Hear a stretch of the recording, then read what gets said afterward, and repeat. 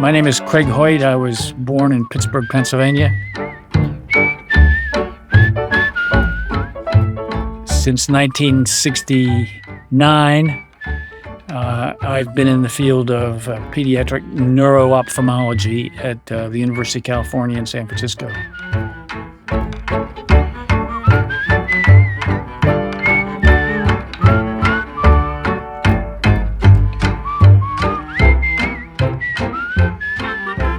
As an undergraduate, I didn't major in science like most people do who go to medical school. I majored in philosophy and religion. And so when I got to medical school, I found that I was not particularly enamored with a lot of the initial courses I took in my first year until the neurophysiology, neuroanatomy section came by. And then I thought it was really fascinating. And the chief of neurology at the hospital where I was trained was a gifted teacher. And so I immediately thought, I'm going to spend the rest of my career thinking about the brain and how it's involved in illness.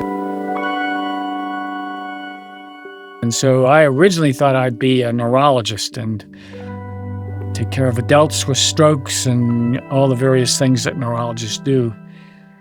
But I met a man at the University of California, San Francisco, when I was a neurology resident, and he specialized in neuro-ophthalmology.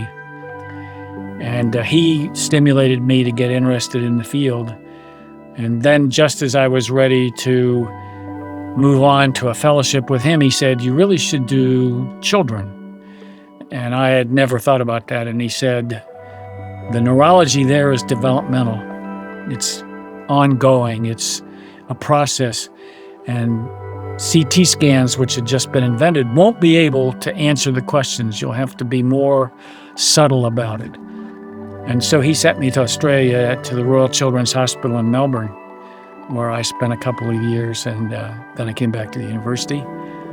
And that really was my career. I saw children with eye problems, with other things too, but my basic research interest and my basic interest in complicated cases had to do with the eye and the brain.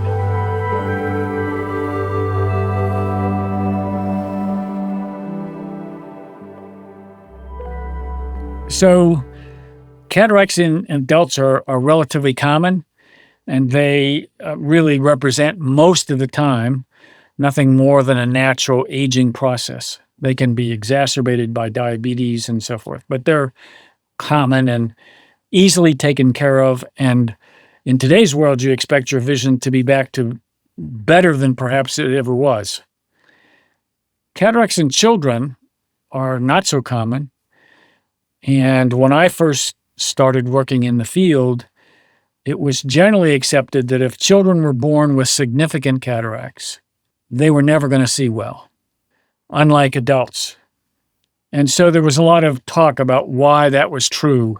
Was it our instrumentation wasn't good? Was it the complications of the surgery? And about the time that I entered, there were a group of scientists, neuroscientists at Harvard, headed by a group called Hubel and Wiesel. They were the two scientists who were studying what happens in an infant animal if you interfere with their visual development early in life. And so what they were doing was they were taking cats and they were sewing one or both eyelids shut and keeping them shut for 6 to 8 to 10 to 12 weeks, depending on the experiment, and then opening the eyelids and studying the part of the brain that sees. And their simplistic notion was that if you sewed both eyelids shut, the visual cortex, the visual brain, would never develop. And so you'd have a blind cat. That's exactly the reverse of what happened. If you sew both eyelids shut in a cat and you keep it down for a reasonable period of time, you take the lids and you open them up, and over a period of time, the cat develops normal vision. It's as if all you've done is put the cat back in the womb. Nothing has happened to it. But if you sew one eyelid shut and you have one eye that's developing and one eye that's not, the part of the brain that's supposed to be connected to the one eye that's not working never develops, and it's irreparably lost over a period of just weeks. So that seemed to me to be a model for children who had unilateral cataracts, because they were thought to be absolutely hopeless. And the general advice was, don't operate on these children.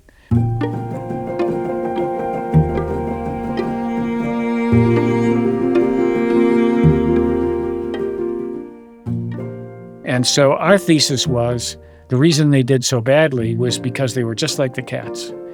We weren't operating on them early enough. And so what we proposed was we should operate on these children in the first few weeks of life, even sometimes in the first week of life, which turns out to have been a mistake. But we began to operate on children very early and then fit them with a contact lens after surgery and patch their other eye so that the eye you operated on could catch up. And in a small group of patients, that looked like we were beginning to get some good results, and so we published a paper on it. And that created quite a controversy. I was young and I was enthusiastic and probably not as sensitive as I should have been about the old guard's feeling about the problem, and I could have perhaps written the paper more gently than I did. But as you say, I was relatively young early in my career, and I thought this is just terrific. And so I was pretty enthusiastic about it until I got slapped back.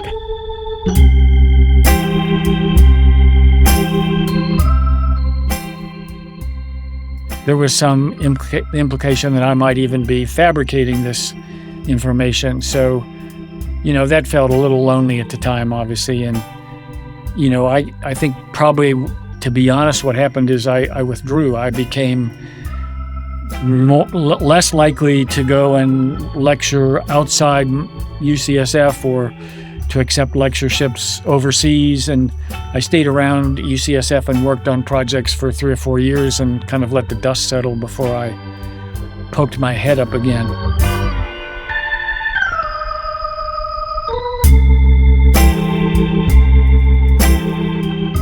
Well, as you might imagine, really what got me going again was when other people began to publish support of the idea, either in small cases or in editorials or whatever it might be. And once that occurred, it seemed, that it was only a matter of time until people would look at this and they would repeat the studies and so forth. So that took several years for that to really happen. But, once it happened, I felt less timid about emerging from my hibernation.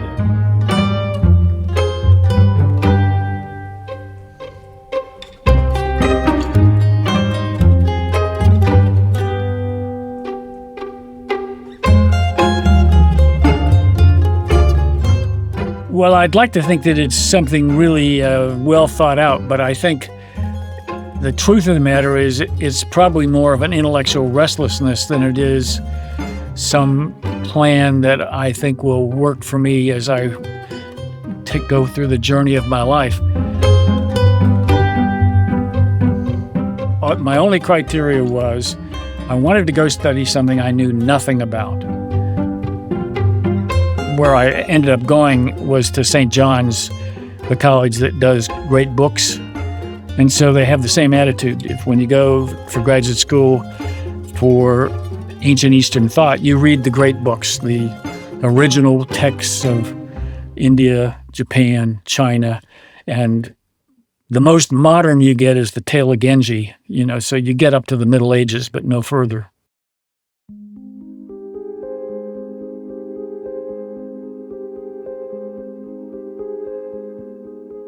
My life has really been a pattern of constant exercise in various ways and fitness. I'm not sure that I always thought about it in terms of health. As a child, I was very small, and until I was in the 8th grade, I was the smallest boy in the class. And I only became athletic in high school, and I played on a basketball team that did quite well, but I obviously wasn't big enough to play basketball in college. So in college, I actually took up rugby. So my first venture into an athletic career was playing rugby, and I played rugby for almost 15 years through medical school, and then when I lived in Australia, and when I was in the Navy and I was in San Diego, I helped start a rugby team for the UDT SEALs. That was my real long-term team sport. But I began to realize that what I really wanted to do was I really wanted to do things that took me out into the wilderness. And so I took up bicycle racing initially. And in 1975, I was the first American to finish Paris-Brest-Paris, 750 miles nonstop. And then I took up sea kayaking, as you know, with my friend Jono, and we raced kayaks for 10 or 12 years. And then I had to stop because my neck got injured, and so I moved over to, regular gym activity for a while. And recently, I've started doing the climbing. So most of the time, the exercise program has been part of an adventure as well as just exercising. My wife and I try to be as adventuresome as we can in terms of our holidays. We usually try to go to some place that's relatively remote. We don't go to cities by and large. We try to go to the wilderness where we'll either do trekking or hiking or on the water, kayaking. At the moment, we're looking at a trip that would involve trekking in Western Mongolia.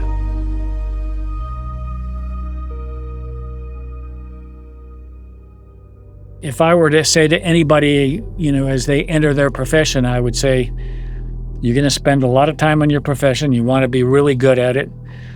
One of the ways to get ahead is to work harder than the next guy, but save a little time for yourself.